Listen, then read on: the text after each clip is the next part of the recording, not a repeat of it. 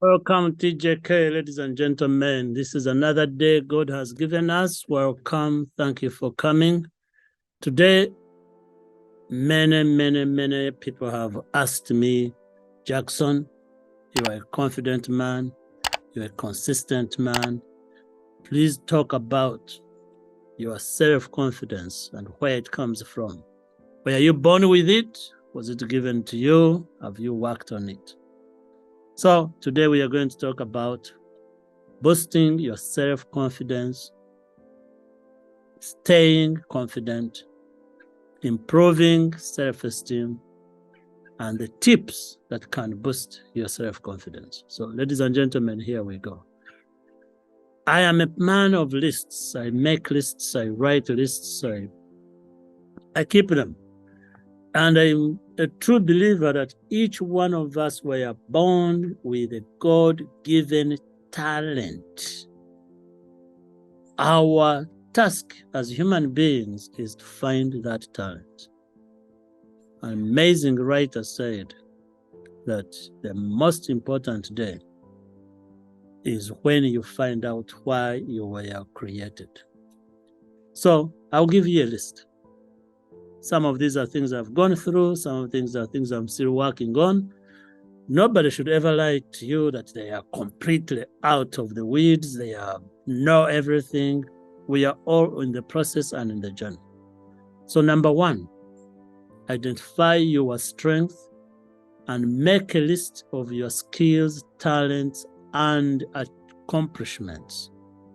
Then try to recognize those strengths with the help and focus so you can stay positive, get those positive attributes, and build confidence from them. I am from Uganda, born and raised in a tiny village in Uganda. And so many times, many of us who are born in many different African countries, we are taught that you cannot self-praise. Somebody else has to do it for you. Guess what? When you sit down to write your resume, it's you who is seated there alone writing your own resume. So if you're waiting for the next neighbor to say, oh, Jackson is a great man, he's accomplished, he went to school, he has a graduate education, went to Columbia University, he's at Harvard University right now. Ooh, by the time somebody says that, you've already gone.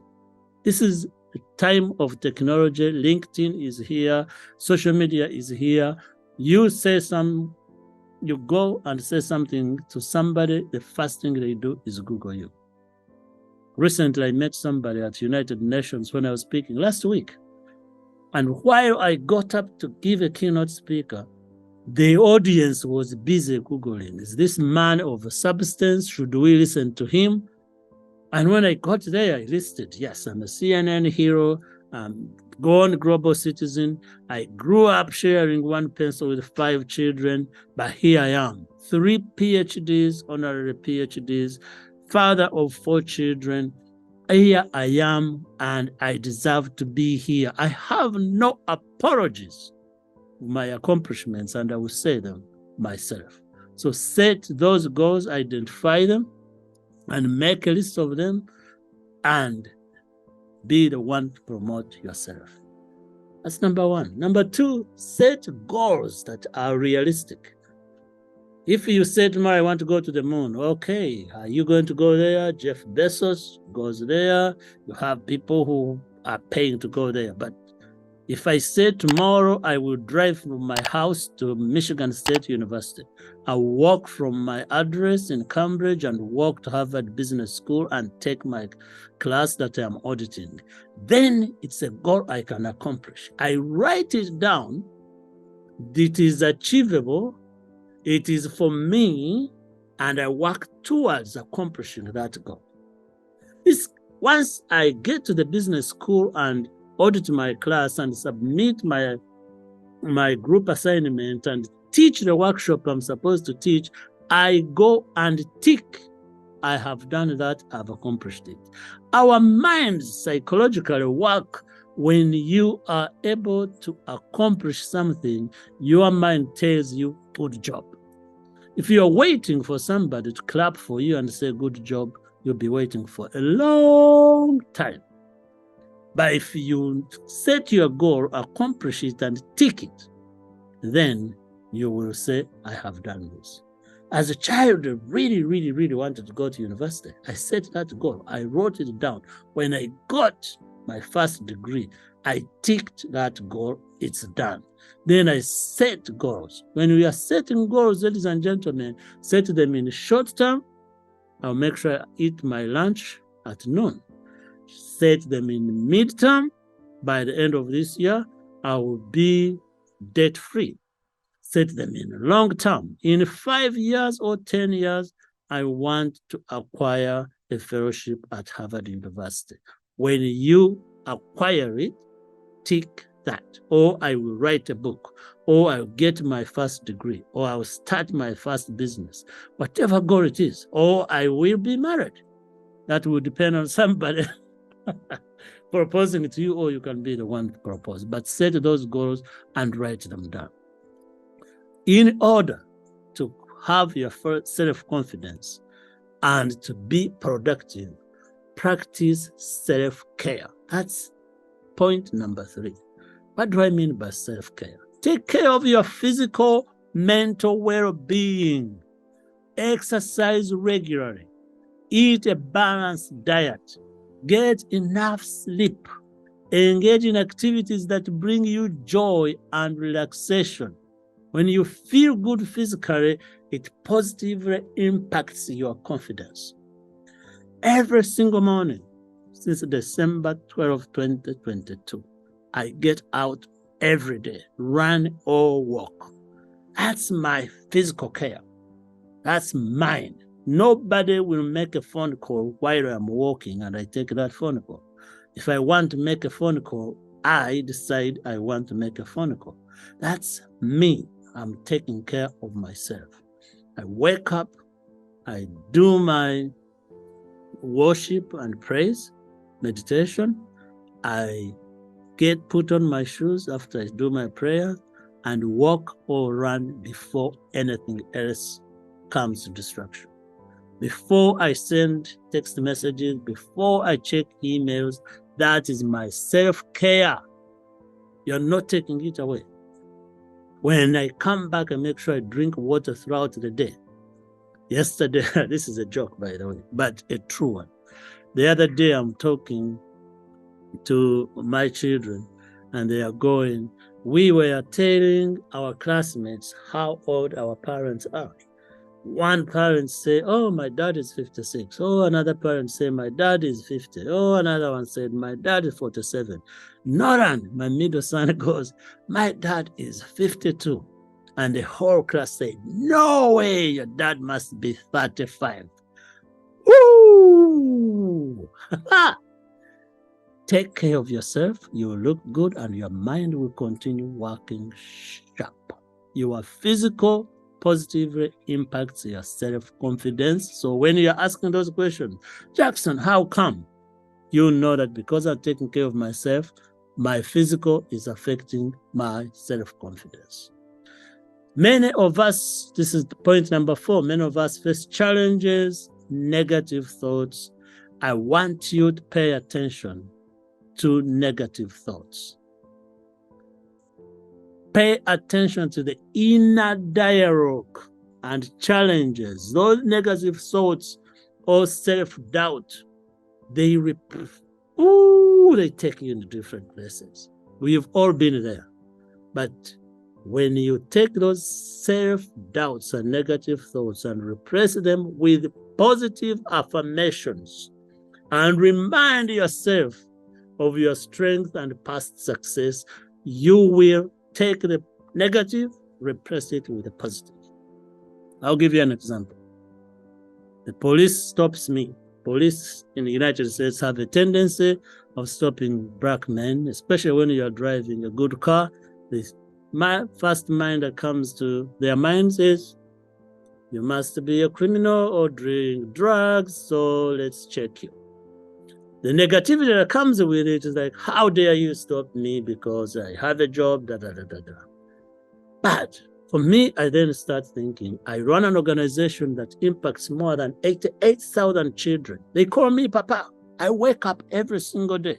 with a WhatsApp message, a Facebook message, an Instagram message from one of my children from all over the world saying, "Good morning, Papa. How are you? I hope you are doing well. Thank you for making sure I got an education. I had a child, Sarah Rukundo from Stanbic Bank. I am in Middle East, Beso. I am now working at Masaka Hospital, Hirare. I am now employed by Nyaka Dennis. I just created the best program on computer at Chandarita." I mean, all these children from all over the world. I'm an engineer now. I have my own company at Leonard.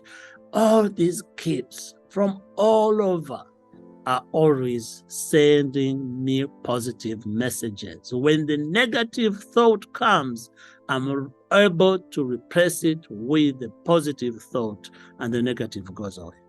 Nicholas, my oldest, has a tendency of telling me things about me, affirmations. "Dad, I like how you always make time for me. I like how you check on me. Dad, I like this." Nolan, my middle one, how such a tender-hearted young man. Tali and Tessa, they will come and snuggle. You start bringing negative, I am thinking about my children and the positivity we have with each other and things we've done that completely brings me peace. I give myself a hug, and the negative, pew. Practice that, and you will see the difference. Number 6, ladies and gentlemen, celebrate small victories. If you wake up in the morning, God has already given you a gift of life that you didn't even deserve. People go to sleep and don't wake up. Acknowledge and celebrate your small achievements along the way. This will help you build confidence and motivate you to keep going. If you pass your math exam, students, accomplishment. If you walk from one area to another without being hit by a car, accomplishment. At Harvard, in our cohort, we have Fari, our colleague from Australia. During summer, she was riding her bike, and the car ran her over. She's been in a bandage, limping around since June 2023. We all walk every day. The cars pass every day. The fact that it didn't hit me and hit somebody, I don't wish it on anybody. But I celebrate the fact that it was not me. But I celebrate the fact that she was hit by on a foot and she's still walking. Celebrate those victories, celebrate them, and enjoy them. They will affect you positively. Step out of your comfort zone. Point number 7. Many of us have comfortable things. I'm not a good writer. I don't ride the bike. I don't know how to swim. Feel pity for me, please. The whole world look at me. Yeah. Step out of your comfort zone. Push yourself to try new things and take on challenges. Ladies and gentlemen, I walked all to school 7.5 miles. I shared one pencil with my siblings. I got through school. But let me tell you something. As a heavy boy, heavy man, I never thought I could run a marathon. I challenged myself and pushed the limit, trained, and I ran the first marathon, New York Marathon, second marathon, New York Marathon, which was when we ran, everyone ran where they were, virtual marathon. Third marathon when New York was celebrating 50 years. Push yourself, try new things, and take on challenges. Stepping out of your comfort zone helps you grow and develop new skills, which in turn boosts your self-confidence. I will never say I was born to run. I've read a book, Born to Run, but I was not born to run. But I challenged myself and ran a marathon. Not 1, 3. I've ran New York half marathon. I'm going to run London Royal Park half marathon in October, and I'll keep running half marathons. I have found that by running I am able to keep the weight I want. And by following a good diet, thanks to Dr. Kasenene, who I know will watch this clip. Dr. Kasenene, you changed my life in fasting. I'm a Seventh-day Adventist, so I knew what fasting is. But in this fasting every night, but if I eat a last meal at 6 p.m., I'll make sure I don't eat again until tomorrow 9 a.m. That way I have at least 12 hours of fasting every single day and drink a lot of water. That practice and stepping out of comfort zones has helped me to be confident, but continue also with my self-esteem. Practice self-compassion. I told you earlier that I'm a man who gives myself hugs. Yes, if you wait for somebody else to give you a hug to feel good, you'll be waiting for so long. Be kind and compassionate towards yourself. Treat yourself with the same kindness and understanding you would offer to a friend. Accept that making mistakes is part of learning and growing. We all make them. Nobody, the Pope, the Dalai Lama, the Oprah, the President Museveni, everybody you know of in the world have made them. You might not know about them, but they have made them. And if you talk to these people, they all admit they have made mistakes. Do they dwell in the mistakes? No. They learn from the mistake and move on. So please practice self-compassion and be kind to yourself. Improve your body language. Ooh, this is a good one. Stand tall. Make eye contact. Maintain good posture.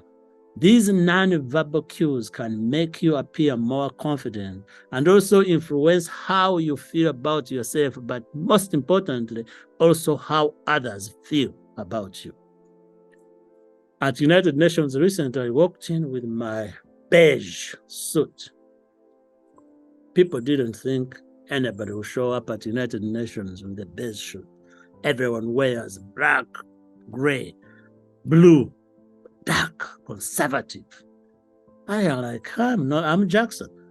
I know me. I don't care what everyone thinks. Maybe if it comes out yellow, they're going to think, oh, you're a movement man. Maybe this, maybe this. I don't care what you think. Your opinion does not affect me at all. And trust me, people have tried that on me. I don't care. I don't give a damn what you think about me. I know who I am, and I have compassion for me. I've made mistakes. I don't need to hear them from you. I know them already, and I'm working on it. So my body language is going to also reflect how I feel about myself. But if everything fails, ladies and gentlemen, and you still struggle, seek professional help. If you are struggling with low self-esteem, low confidence significantly, and you think it is impacting your daily life, consider seeking support from a therapist, a counselor. They can provide guidance and techniques to help you improve and build your self-confidence. People, my people, this was a short one, but precise one. Talk about that self-confidence that you've asked me about. It takes time. It takes effort. It requires your patience. You need to celebrate each step and look forward to be that man or woman, that young man or young woman that has always wanted to be who you are, without apologies. Identify your strength, make a list of your skills. Remember, it can't happen in one day. It is a gradual process. And I know many of you are going to go in the comments and you're going to talk about what you've learned, how it has affected you, where you agree, where you disagree. We come here to learn and relearn. So let's continue to do this. I believe in you. I hope you will be as confident as you've always wished to be, but make sure you remember it's a process. We are here to learn from each other. Subscribe, share, and come back. The best is yet to come. Thank you for watching.